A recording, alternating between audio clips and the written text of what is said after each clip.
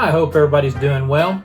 Well, I remember reading comic books when I was growing up, and without the internet or a movie channel, it was a great way for kids to get some entertainment on a rainy day and they're stuck inside. And I was a bit surprised to see that comic books even still exist. But then I come across this gem in the news.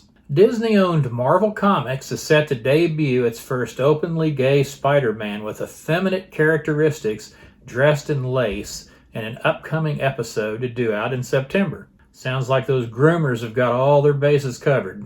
Marvel Comics first introduced their fans to this abomination in June, describing the new character as Web Weaver.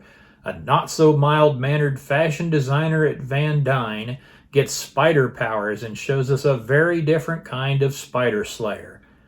I guess that's one who tries to sexualize children of all ages. Just peachy. But that's not all. Steve Fox, chief groomer, also noticed that he has the huge gay honor to introduce the first gay Spider-Man. He said, and I quote, "Surprise! I had the huge gay honor of helping to create Web Weaver, who will make his debut in The Edge of the Spider-Verse #5 this September. The designing of this character is, of course, to die for. Its over-the-top drag queen version of the superhero should have any normal person blowing chunks in a New York minute." Fox added in another tweet that he didn't make his new gay character representative of all gay men. Judging by the frilly, lacy costume and the stereotypical pose in the character reveal, it appears that Web Weaver will represent an effeminate version of homosexuality.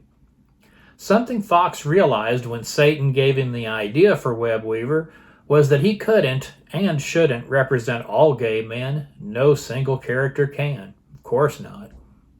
His fearlessly feminine identity is central to who he is, but it's not the story, which you can experience for yourself in September, but I don't recommend it.